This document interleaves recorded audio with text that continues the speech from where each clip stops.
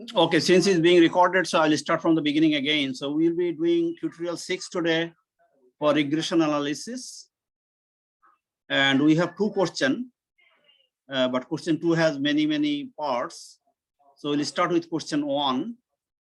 Question 1 has a chemical oxygen demand and solid reduction. So these are the observed data between 2 variables. So we have to develop a regression equation between these 2. So we'll use both Excel and also we'll use R for doing this. And we have another for question 2, we have a data for like the multiple variables.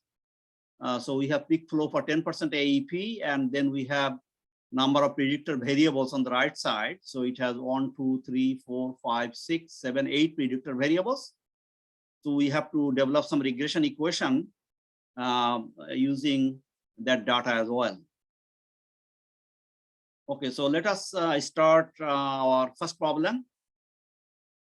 So first, I will take the data from Excel.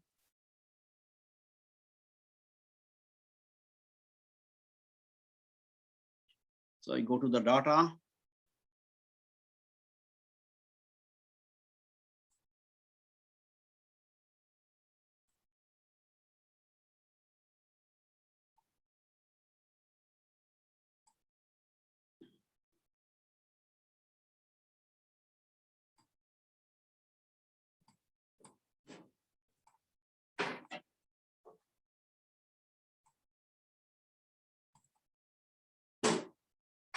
Okay, so this is the Excel data. We can see that 2 variables there. So basically, Excel has a regression. I think I showed you before as well, but this is in Excel. You can do it very simply. So in Excel, you just select the data, including the variable names, and then we say insert, and we do a scatter plot here. And then we can see the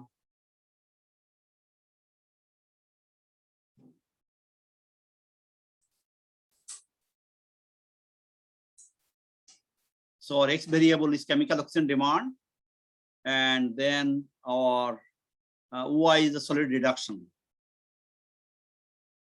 So we can insert the axis title.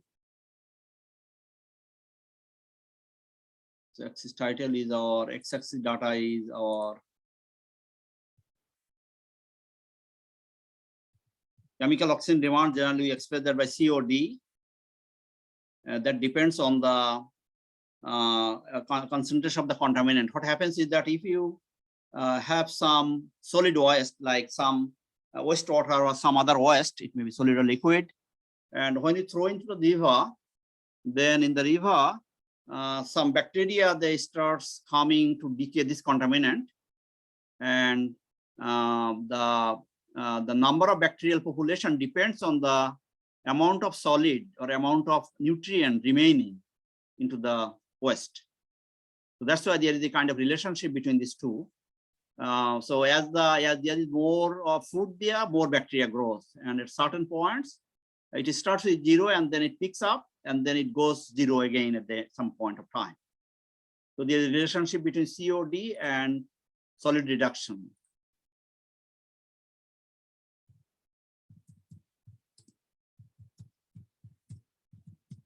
Solid reduction, both are in %.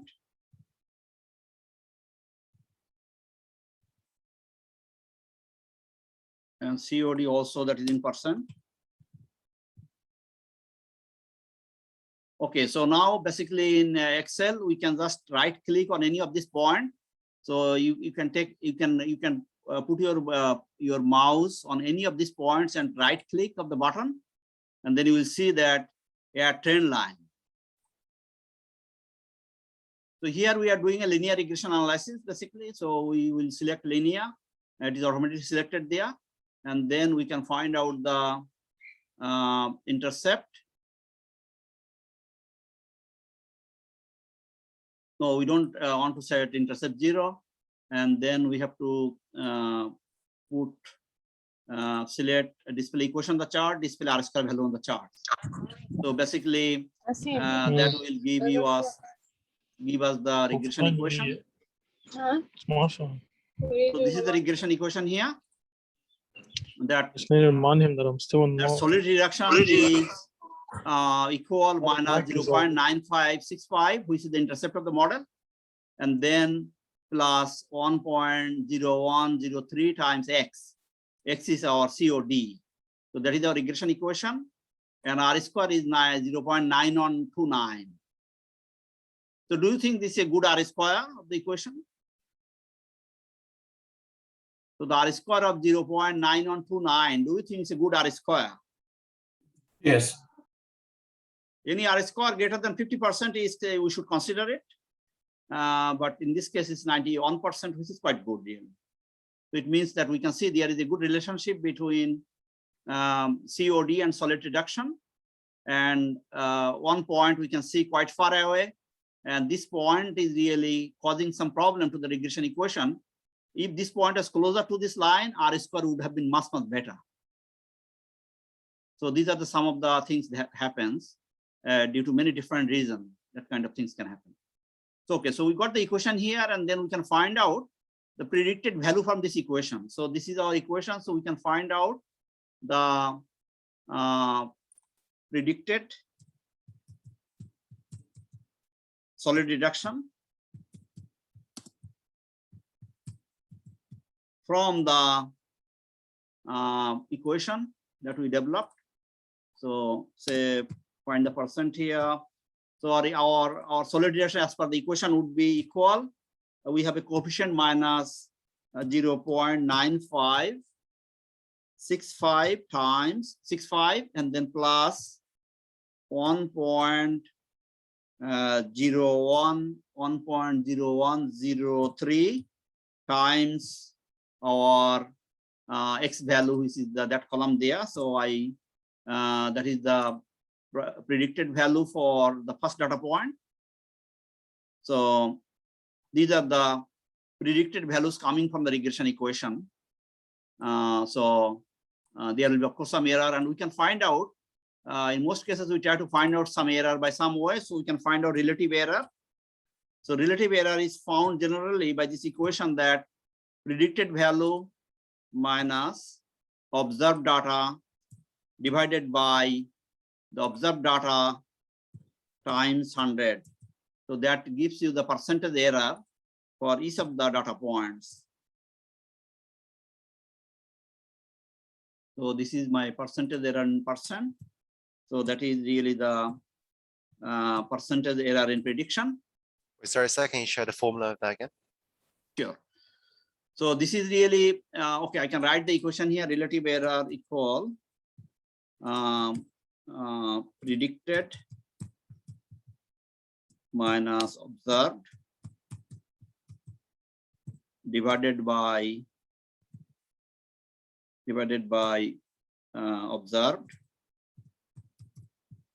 observed and then time 100. So that is the relative error estimation equation. That we want to tell that really what is the percentage. Like in the first case, there is 36% error in the prediction. In the second case is 45% error in the prediction. And over prediction we can see. And in some cases it's really under prediction. So minus means under prediction and plus means over prediction. So this is giving my overall error. And then I can find out the absolute value of the relative error as well. So absolute value of the relative error, that is also important. So we find the absolute value of the relative error. By this, we can find out the absolute value of that. Because when we have the absolute value, then we can find out the median error or the mean error. We can find out here the median error, median relative error, which is MEDIAN, median of these data points.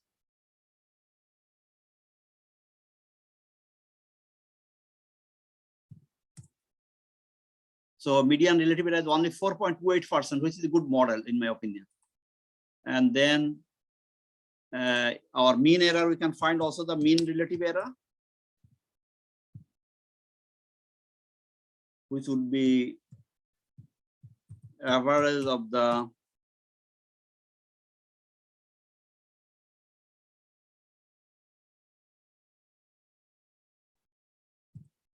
this value here. So this is the mean relative error, median relative error as well.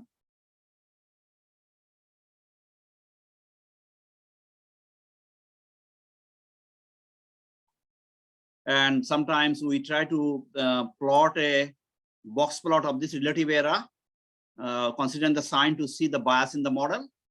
For example, we can say insert, and then we can go to a box plot.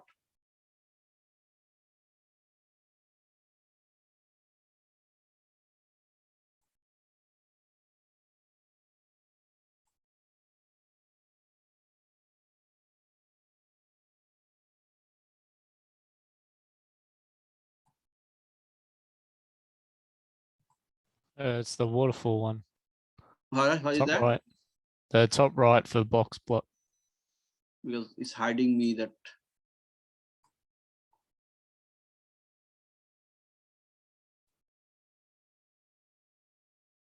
Okay, so top right.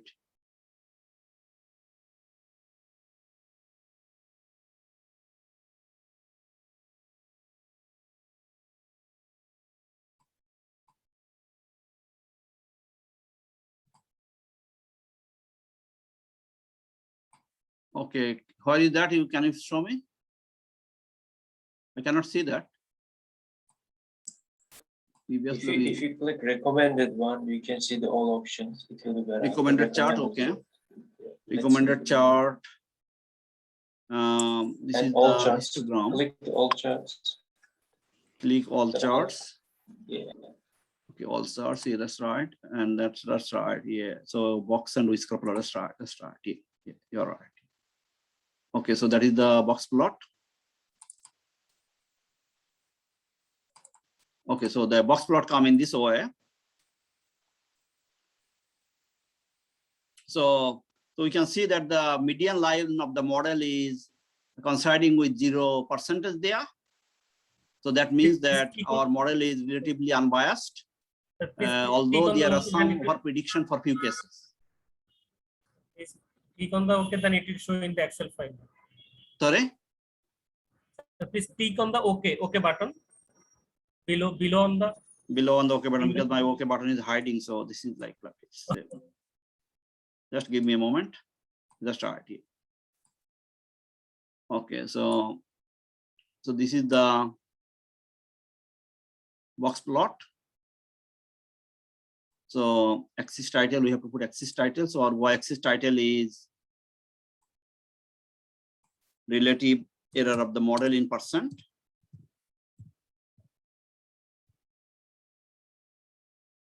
And in x-axis, basically we have to say because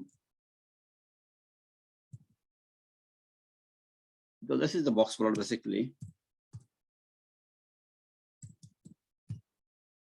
When you have only one variable, then x-axis title does not make a lot of sense. But when you have multiple box plot, then you have to tell really which variable it links to that. So also we can prepare a histogram of the absolute value of the relative error as well. So we can find out the insert the chart.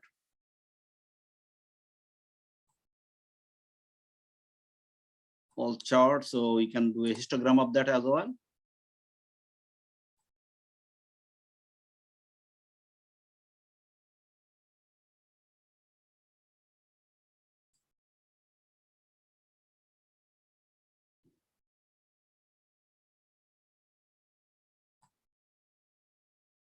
So our y-axis title will be frequency.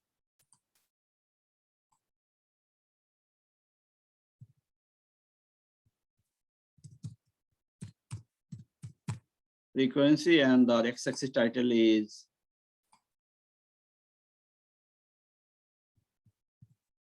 relative error in percent. We should say absolute relative error because we have ignored the sign of this absolute relative error in percent. So that tells you that most of the errors are smaller. So I think with the regression analysis, we need to do this kind of things just to see how strong the equations are. Okay, so I think that's all with the first problem. Do you have any question on this problem? Anybody has got any question on this?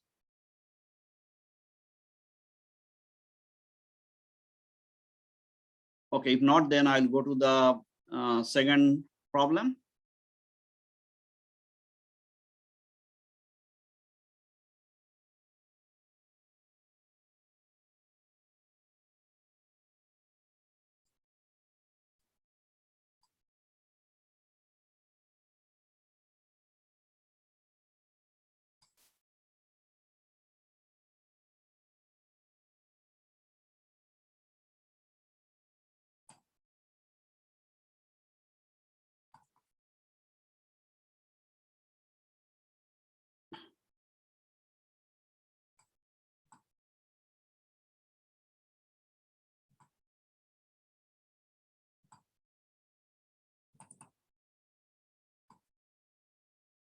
Okay, so can you see the Excel file for the second problem? Yes. So we have a peak flow for 10% AEP.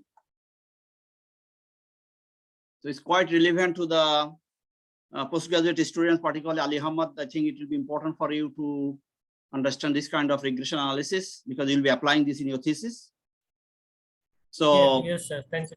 this is our dependent variable 10% AEP peak flow. And then we have the catchment area, we have rainfall intensity for 6-hour duration and 50% AEP. We have mean annual rainfall. We have shape factor of the catchment. That tells that whether the catchment is quite long or it's quite circular shape. Mean annual evaporation. Stream density. Stream density is something that tells you that how quick a catchment will be drained when there is a big rainfall. And main stream length. Main stream is defined as the stream which is the longest in length within the catchment. And slope 1085 is the slope of the main stream at 10% and 85% location of the main stream length. So if the slope is higher, that indicates this catchment river is in the hilly area. So you can see some of the catchments have a very high slope. So that, for example, 4.16 kilometer per kilometer slope. So that indicates a hilly area in the catchment. And those who are very small, that indicates a plain area in the relatively plain slope of the catchment. So all of this really it affects the flood estimation. So we want to estimate our Q10 flood, say for unguessed catchment where we don't have any data of recorded stream flow data.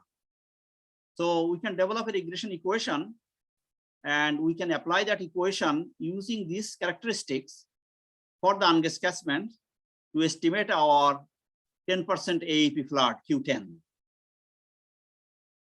That's why we need to develop some regression equation for this. But I will use number of ways of doing it. First thing I'll do, I'll use SPSS for it. This is another software that probably you have not used it that much before. Maybe some of you have used it if somebody is doing project with me. But SPSS is another kind of software. It is very good for statistical analysis. I want to use that one. And then of course we'll use R as well. So if we want to use SPSS, then what we'll do first, I will reduce the name of the heading name because the unit is not a good idea when you want to take the data in the statistical package. So I'll go to create another sheet here. And I will give like a smaller name, like I say ID. And then I'll say this one is Q10%. And then Q10%. And then I'll say this is area. And I'll say this is mean annual rainfall.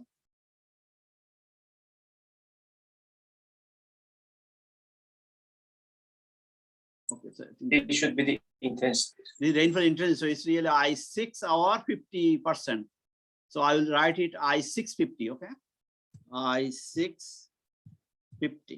Because when you are writing the variable name, it's not a good idea to give the space.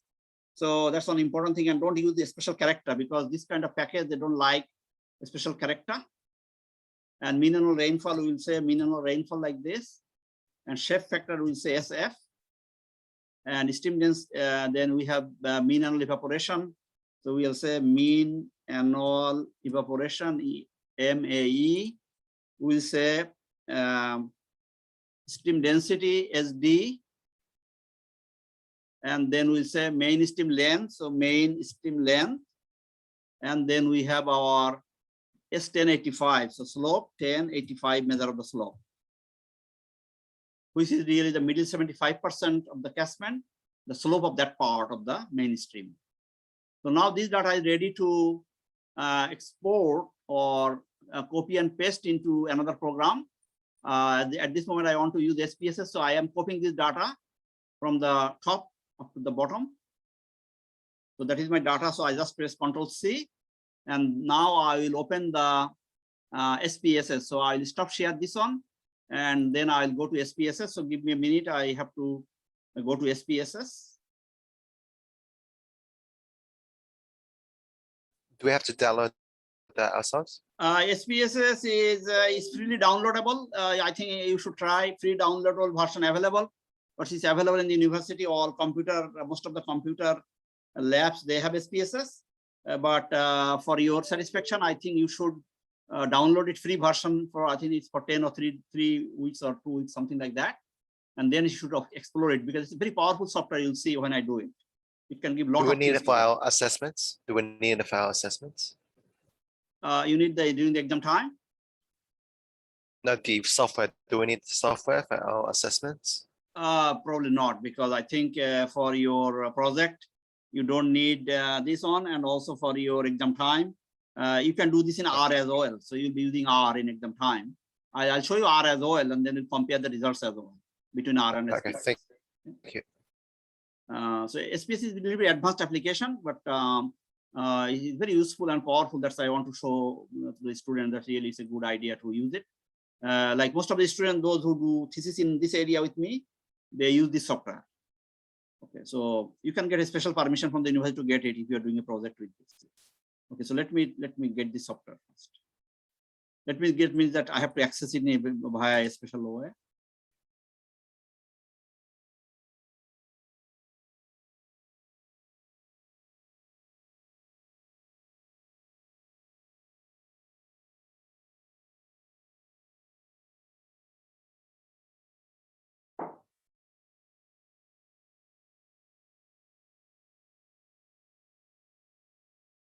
So I have to access it via Citrix workspace.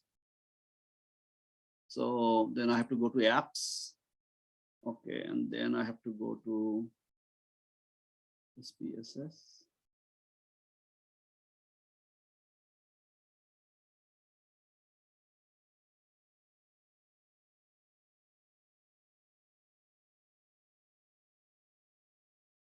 Yes, I got the SPSS here, and now I'll share the screen with you.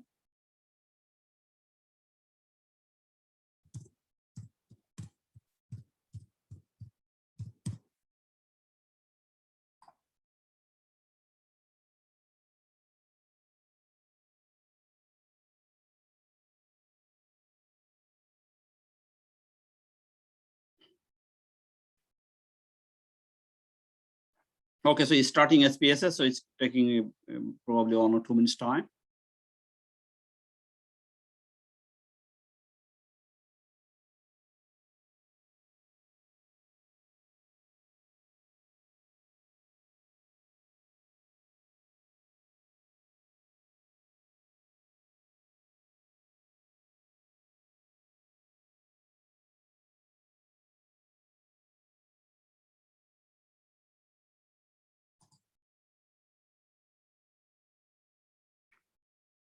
Okay, so I have opened the SPS. Now I'll share the screen with you.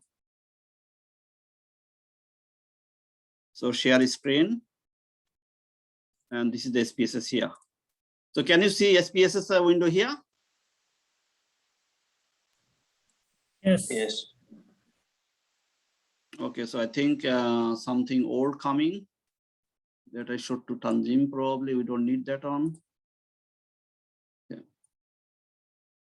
Okay, so this is the SPSS spreadsheet window that really, so I want to paste the data.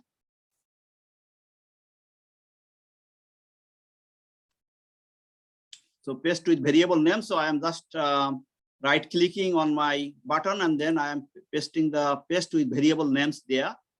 So you can see my data has come into the SPSS. Can you see it? Yes. Yes. Sir. So you see here SID, station ID, and then we have Q 10% and all the predictor variables are there. So it's basically copy and paste into the SPSS window, that's all. Any questions so far? All good? Okay. Now, if you can write down the steps, that will be really good for you. So here we'll go to analyze. So write down analyze button here. Analyze. So can you see another window has come up here? And can you see regression here? You cannot see it, I think. Ali Ahmad, can you see it? No, we can see. Yes, sir, we can see it. All good. Okay, Yes, so regression. yes. So analyze and then we select regression and then we go to the regression and then we go to the linear. Because there are other types of regression, but really first thing is the linear one. And then we have to select the variables. So dependent variable, which one should be the dependent variable here? Peak flow. Q 10% flow, that would be our dependent variable because we want to estimate that by knowing other characteristics. So that is our dependent variable. And what are the independent variables? These are all of them. So area, we can select all of them by using our hold and arrow button, or you can do one by one if you like. So I select all the independent variables. And then there are different methods of variable selection because you have many predictor variables. So some of them, they may not be significant. So based on the hypothesis testing, their level of significance has to be quite small if they are significant. So that means that general rule is that if it is less than 0.10, the significance level, then that predictor is significant, or that predictor has significant influence on the dependent variable. In this case, our Q 10% flat, Q flat for 10%, flat for 10% point. So let us see. Let us first use the inter. Inter means that all variables will be included, and we'll be able to see their importance, relative importance of the variable. And then we can go to statistics, and we can select all of them. Basically, all the statistics we can select. R square and all this kind of plots, we can say continue, and then we say all the plots. So we can select particularly some of the important plot is the Z predicted variable in x-axis and Z residual in the y-axis, and you can do some more, but this is very important. Predicted and predicted value and the residual, how the model error, is any pattern in that or not. And then we can do a histogram of that, normal probability plot of that, and we say continue. And now I have set up everything. And now if I say run it, and then it will be basically running the program. So if I say okay now, then it will give you the results immediately. So can you see this is another screen, the results? Yes. Yes. Like regression, and we can use the results, is that right? Yes, we can. Okay, that's good. Okay, so in this case, first thing is this telling that for each of the variable, it's giving the mean and standard deviation of the variable and how many sample size, 28, that is the sample size. And then it's giving the correlation coefficient. You know, I showed you that to estimate the Pearson correlation coefficient between the variable. And this is the correlation is telling that between area with area is 1, this is obvious. And then area with I6050 is minus 0.750. Strong correlation, but negative correlation. Because if area increases, your rainfall intensity decreases generally. And like the mean annual rainfall with area. So all of them, their correlation is coming through this matrix basically here. And then the second is telling the significance level. So when the significance level is less than 0.10, then they are significant. For example, the relationship between area and I6050 is minus 0.75, and that you can see highly significant. But the correlation between shape factor and area, we can see the correlation is shape factor and area, how much? Shape factor and area correlation is minus 0.32, which is very low. And they are see the significance level is 0.435. So that means they are not statistically significant correlation. Is it clear? Is Abu Huraira here today?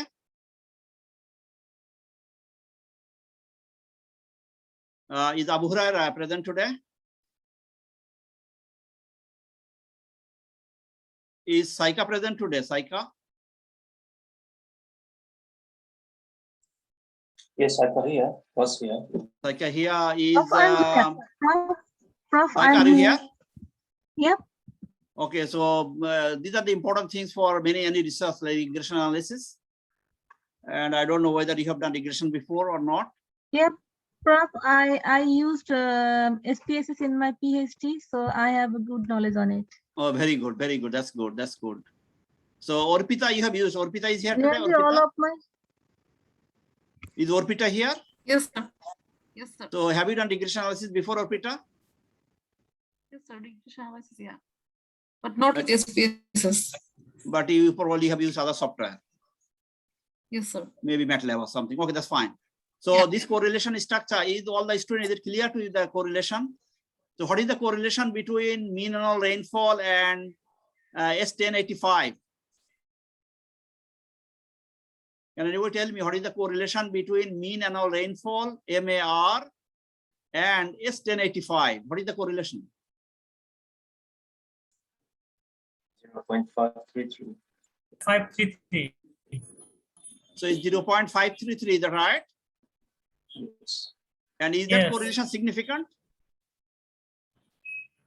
Yeah, a little bit significant, but What is the yeah, significance level? What is the significant. significance level? yeah, 0.004, 1002. 0.002. So that is highly significant because it's less than 0.10. So it is Yeah. highly significant variable, highly significant Yes, correlation.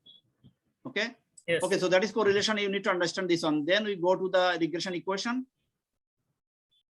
So regression equation is telling that the R square of the equation, what is the R square of this equation is 0.399. So you see, this is not a very good R square, is that right? Because this is Yes. smaller than 0.50. So the relationship is not that strong. Yes. Okay. So, and then we'll see some other things as well. We'll see the ANOVA. ANOVA is the overall significance of the regression equation, and the significance level is 0.197. So is it significant? According to ANOVA? No, sir. It's not significant No, because sir. the significance is it should be 0.10 at least. So this regression is not significant, relationship is not there. And then let us see the variables. Which variables are more important in this regression?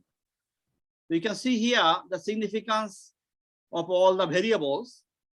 So, so from this table, can you tell me what are the predictor variables? They are significant.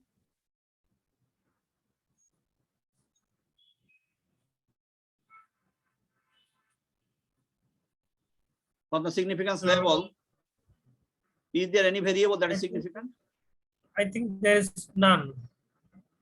There is none. So you see that like I6050 is close, 0.101, and then MSL is 0.108. So they are closely marginally failed. But really these are the closest two. And then another one is really the shape factor 0.163.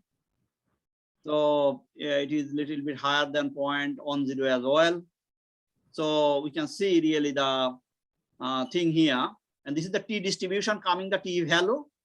And if you see the higher the T value, smaller the significance level. So you can recall that in the T distribution, when you are going far right, then that means the higher T value.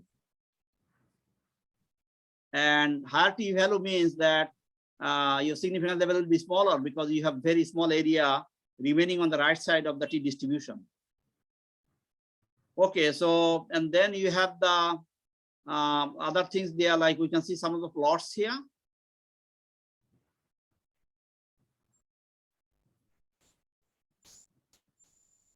So this is the regression standardized residual.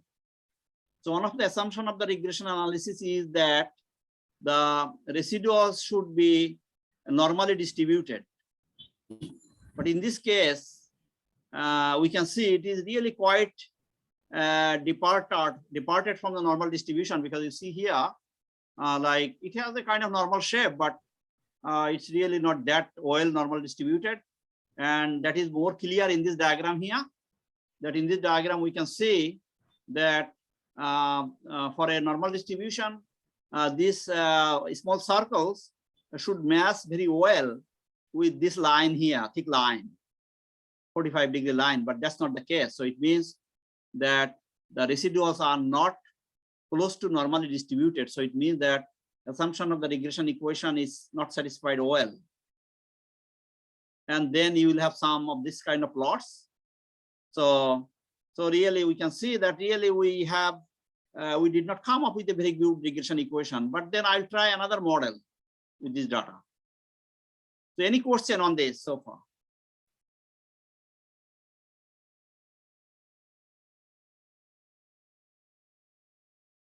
It's all clear. So I'll go to again to develop another model. I'll go to analyze, and then I'll go to regression, and then I'll go to again linear regression.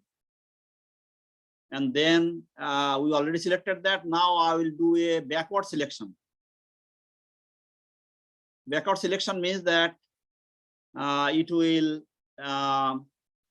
start with all the variables, and then it will delete one by one the least important one. And then finally it will try to see which of the variable is more important. So let us do that and see what happens. So we can say everything's fine, and then we can say okay. So it has done the regression, and let us see the second case.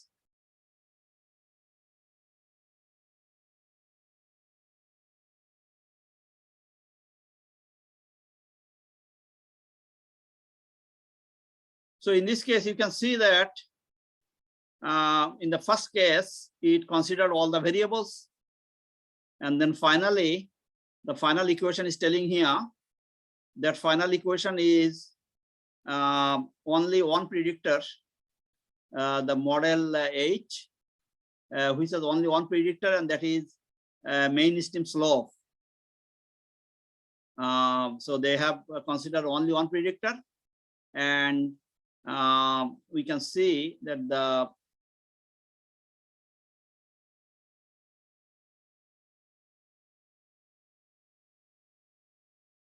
so you can see the significance level here now. So for they have considered the MSL, and main stream slope is 0.108. So basically it has considered only one variable. It is marginally close to 0.108, but in that case they should have also considered 0.101 as well. But anyway, we can see that we did not find a very good regression equation. Then what we should do? Can we do other type of things here? Any suggestions from anybody?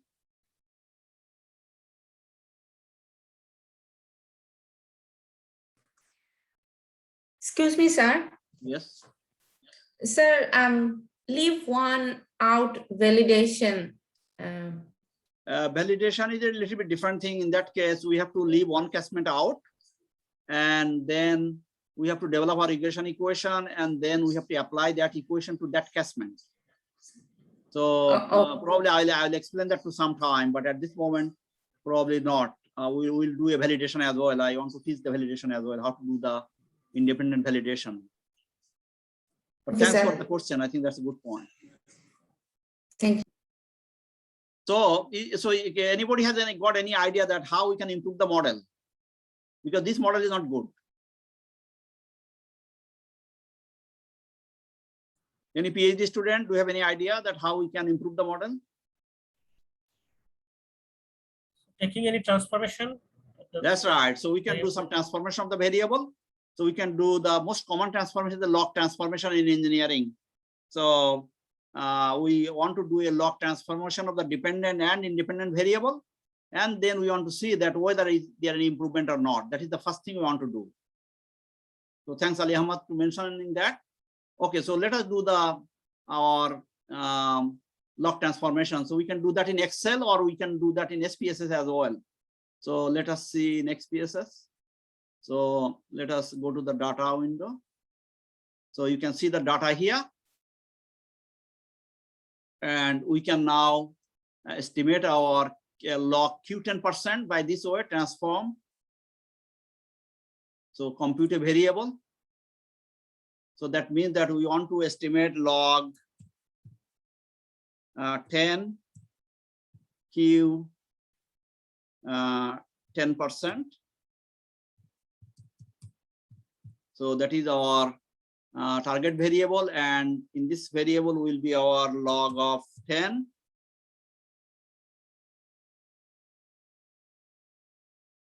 Log of 10 of the of our variable is or Q 10%.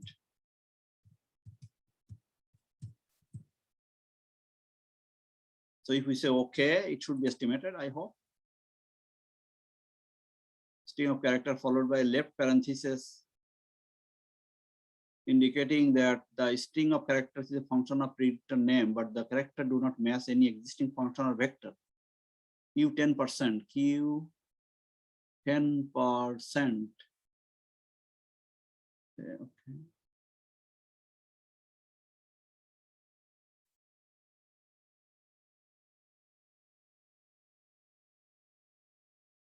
So maybe let me see what is the form of the log, because in SPSS sometimes. So let me see how the log looks. LOG log.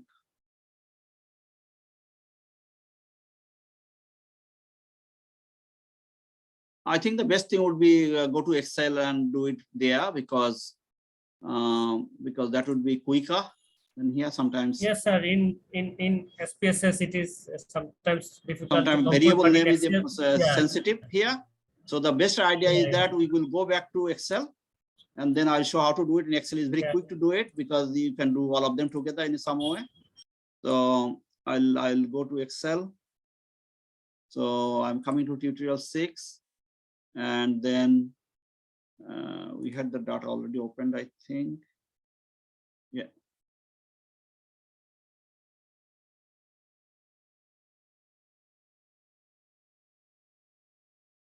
Okay, share screen. So coming here, and so can you see my screen, everybody?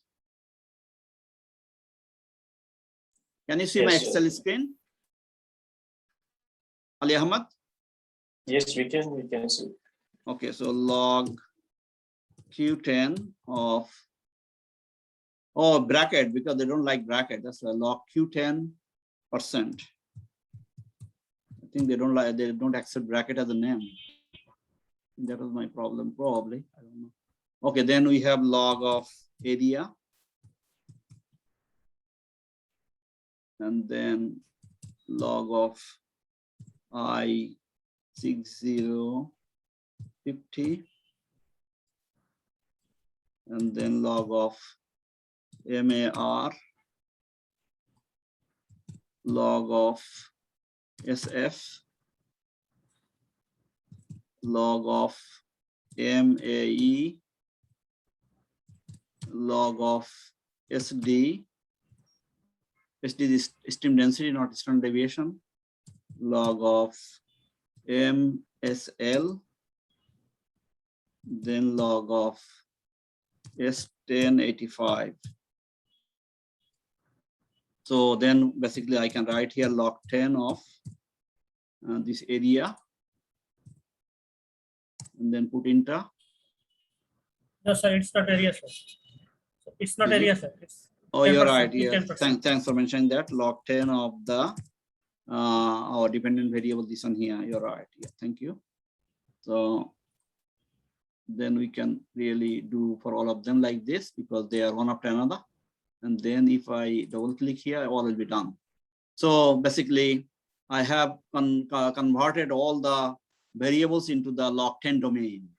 So now basically I have to copy this data and go to the SPSS again. So I copy this data, Control C, including the variable names, and then I'll go to the SPSS again. So I'll stop share here, and then let me go to SPSS.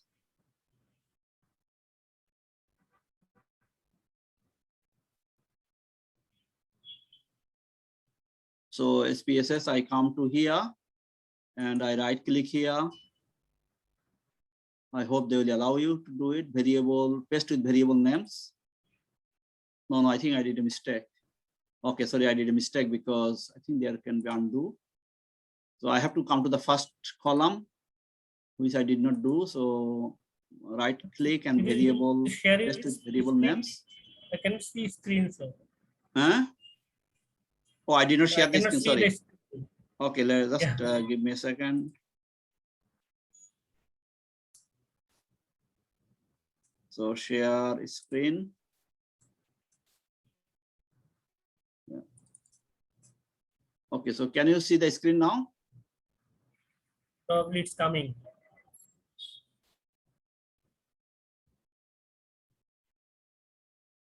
Yeah. Okay, so basically what I did, I can do it again. So I came to the first cell here, first empty cell, right click on my mouse, and then basically paste with variable names. So we go ahead, we do all of this like variables.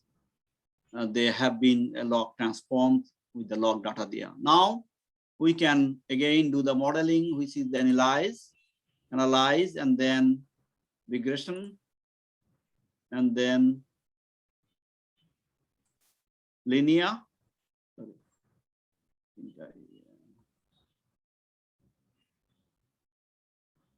Analyze, and then we go for regression.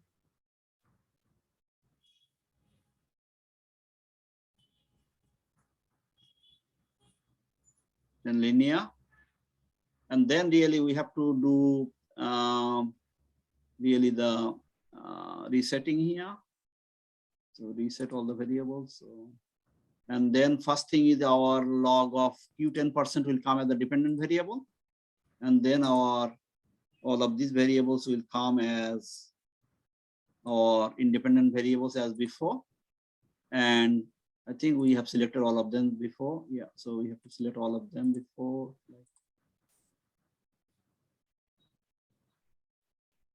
Continue, and then we'll go to the plots.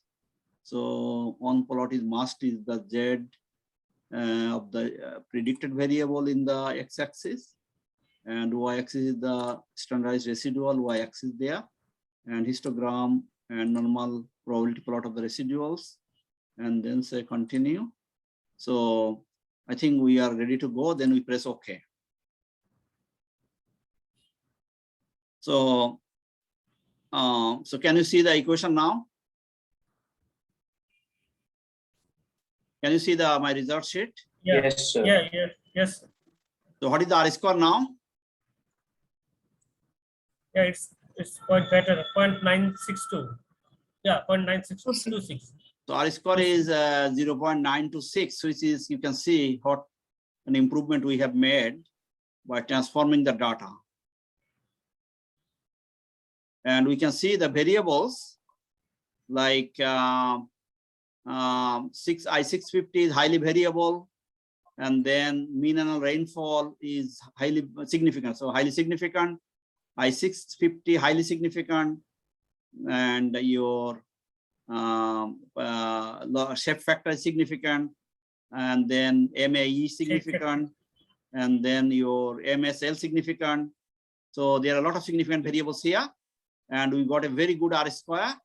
And then let us see our plot of the residual. So you see here now, a little bit better than before, of course, I would say. And you see this plot here, much better than before as well. So that means that we have satisfied the model assumption quite reasonably well. But in the equation, we have some variables which are not significant. So some people say that really we can use this type of equation by considering all the variables. For example, in case of Australia, in case of Australian IFD, like the IFD data that is used from Australian Bureau of Meteorology, like my PhD student Khaled and myself, we assisted Australian Bureau of Meteorology to develop some of these equations.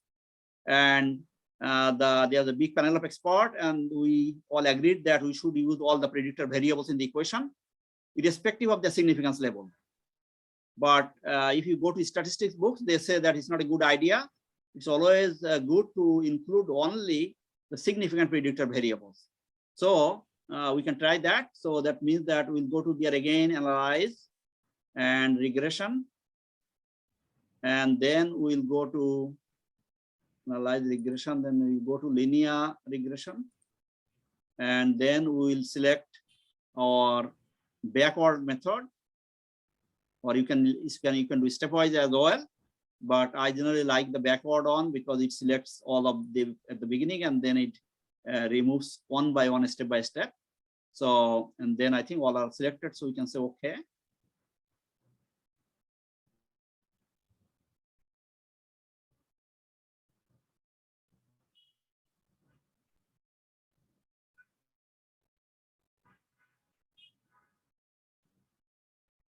So now with this model, now how many variables we have?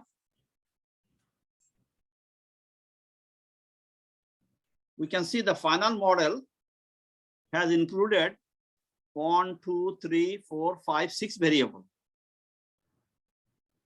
Can you see that? And what is the R square of the final model? 0.915. Can you see it?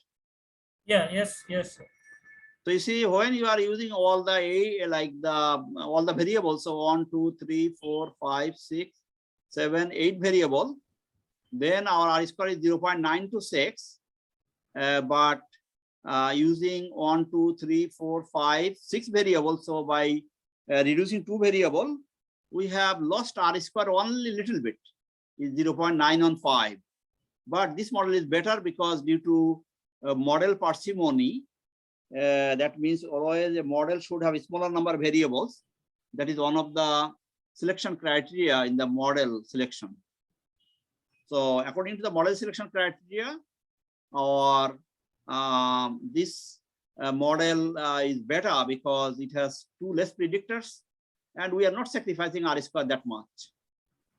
If we are sacrificing R square quite a lot, then we have to think in a different way. And this Darby-Knudsen statistics is 1.891. Can anybody tell me what is this Darby-Knudsen?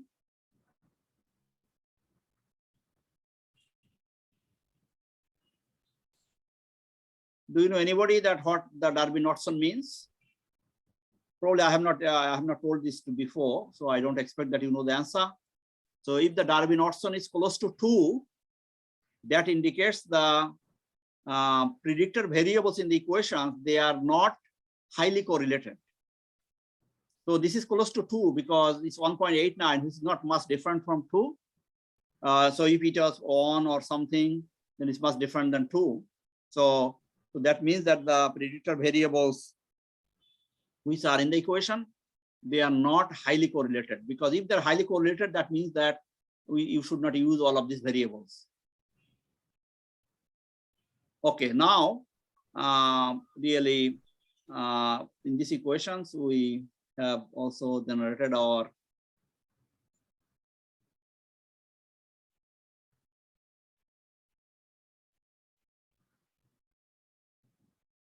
so you see this is the final equation here, and all the predictor variables they have p value is smaller than 0.10. You can see here, is that right? And now we can write the equation, but let us see before writing the equation. I want to see the diagrams there. So you see here now the normal assumption, in my opinion, is probably a little bit worse than before, but still we will select this model because it is parsimonious model. And so basically now what we are doing is let us look at the ANOVA.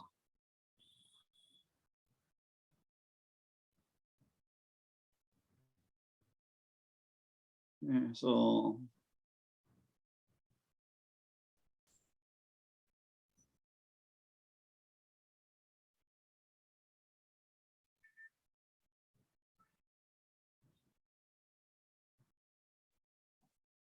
if you are looking for ANOVA, just on the right, on the left side, there is ANOVA. You can click on that. let's start here. So you can see ANOVA. What is ANOVA? ANOVA means the analysis of variance. So you can see that in the ANOVA, you see the significance level is quite small, less than 0.10. So it means that regression equation overall is significant equation. But you can remember that in previous case, when you are doing the non-log, then equation was not satisfied. ANOVA was not like it was quite a higher value significance level.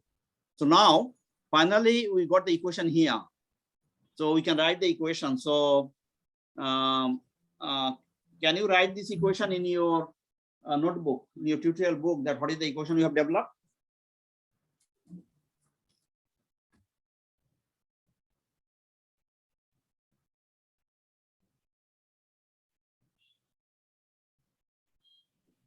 So what is the equation here?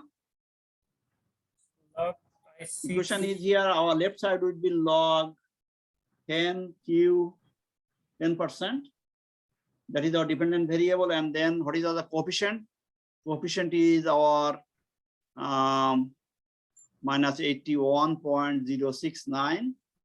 So you see here on the top is telling that unstandardized beta, which is our regression coefficient. So minus 81.069.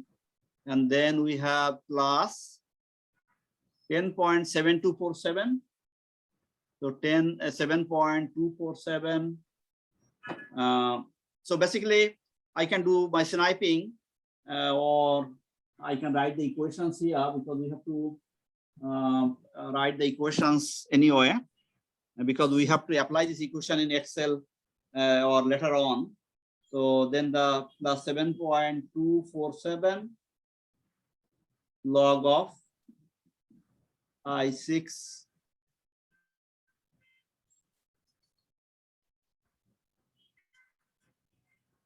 I think it should be I650. Why I have written I6050, I don't know.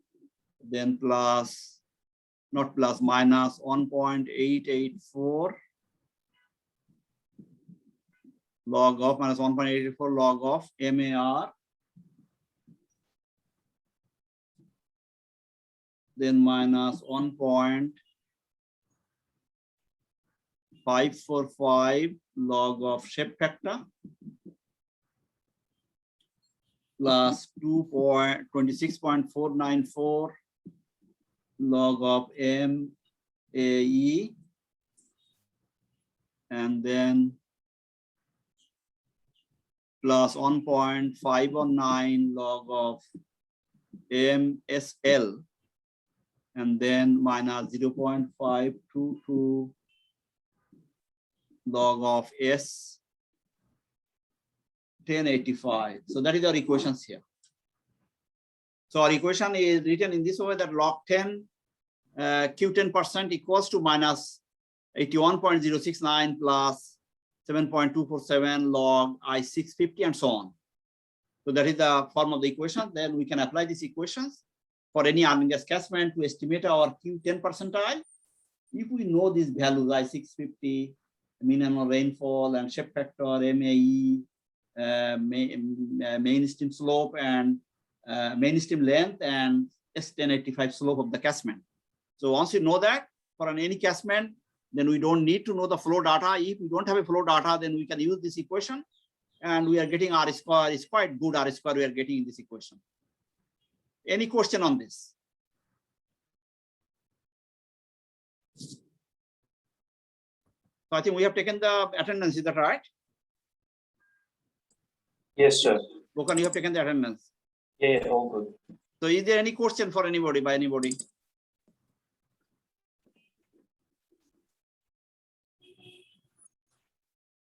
So that we can finish it now, is that right? So, sir, as you know, this is we are using for 10% AEP. So, can you generalize is for any other person, any other percentage of AEP? Generally, for quantile regression technique, this is a kind of a special technique, quantile regression technique. Probably you have seen that in some of the papers. So for quantile regression technique, we develop prediction equation for each of them separately. So that means that for Q1%, there will be another equation, and there may be some different predictors will be coming there. Okay. But with canonical correlation analysis, you can combine it by some way. Okay. Okay, makes sense. Yeah. With canonical correlation analysis, which I applied in my PhD thesis. And also, you can use parameter regression technique, which we have applied in Australian rainfall runoff. And the journal article that is written by Haddad and me in the Journal of Hydrology 2013, that paper really compared the parameter regression technique and quantile regression technique, and we found that parameter regression technique is better and more flexible. And that's why that was recommended for Australian application in rainfall ARR, Australian rainfall runoff. So there are some other way, like this is the first basic step of the regression, but there are many advanced regression. There are many things that is to be considered in research or higher level. But this is the first lesson, but it is very important, because if you don't understand the first lesson, then it really is very difficult to move on. Any other question or comment? Sir, excuse me, can we go back to that table where we were seeing R square value? Okay. Sure. So can you see the model summary here? Yes, sir. Sir, here there is a Darwin Watson side of them. There is significance change. And So significance, like significance of F changing. So yes.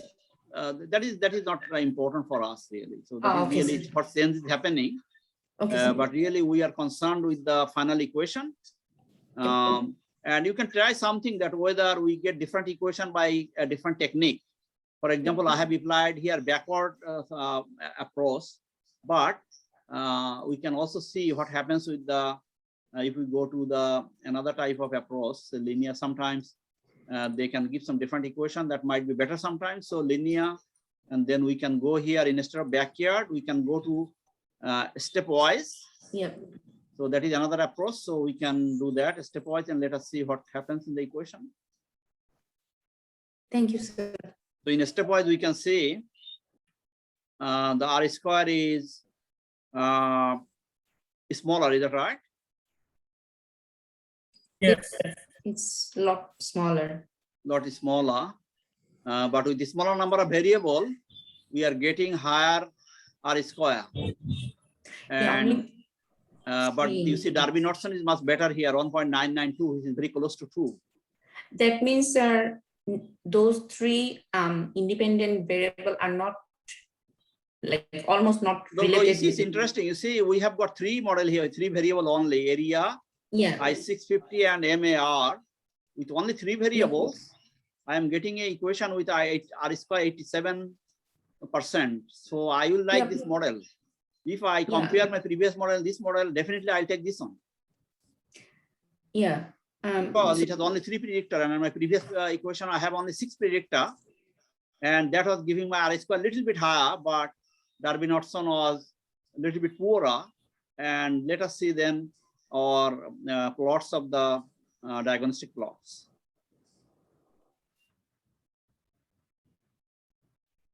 So the It's graph very is similar. nice. It's very similar. So in that case, I will really consider this equation than previous equation. And we can apply other technique as well. For example, we can again try analyze, because final model development really requires a lot of interaction. So really you have to try all different ways before recommending something to apply in practice. So say stepwise, instead of stepwise, I may say forward method.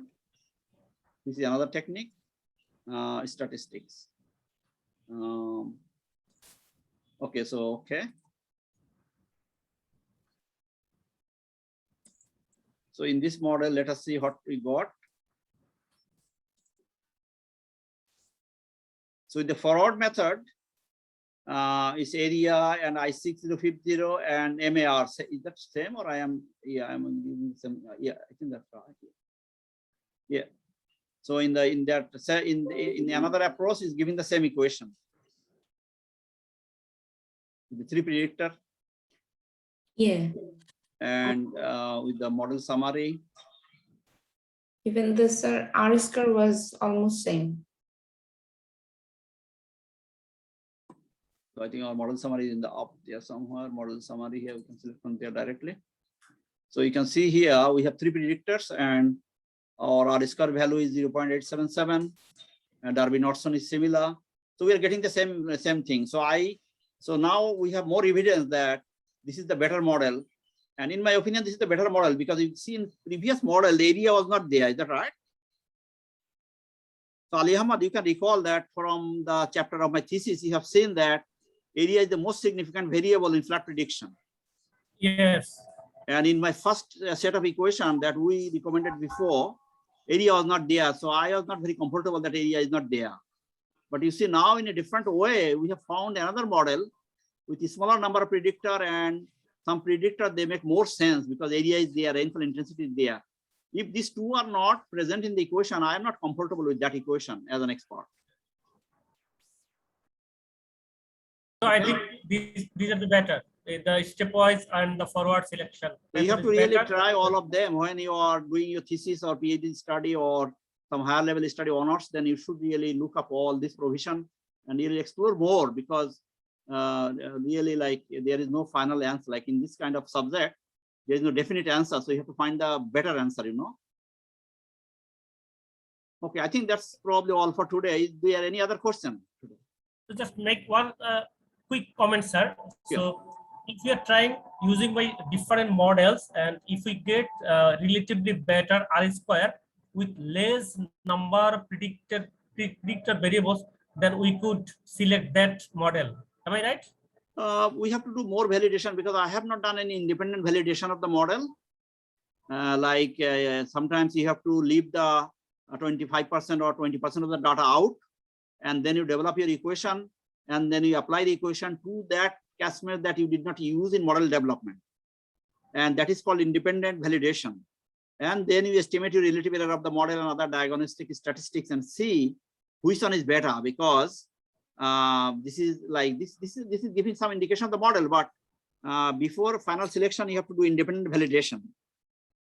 Previously, Nilufa mentioned about one at a time validation. That is another type of validation, like you can do a split sample validation, 10% or 20% validation or 30% validation, or you can do one at a time validation or leave one out, or you can do Monte Carlo cross validation, which is very powerful validation technique.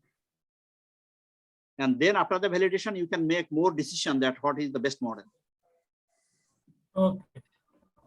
Okay, sir. Thank you, sir. Thank you, sir. I think that's all for today. I think we are quite late. I'm sorry for today. It's a bit late. But finally, Another quick question.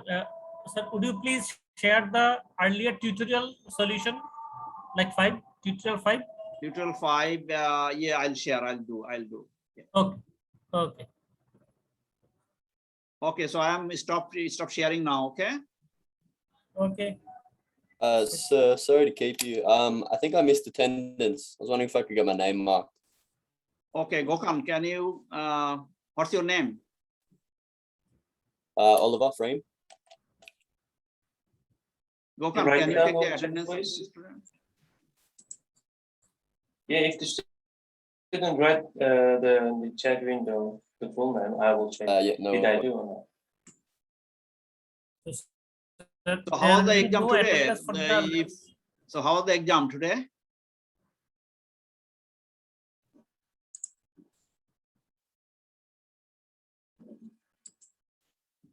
So can anybody hear how was the exam?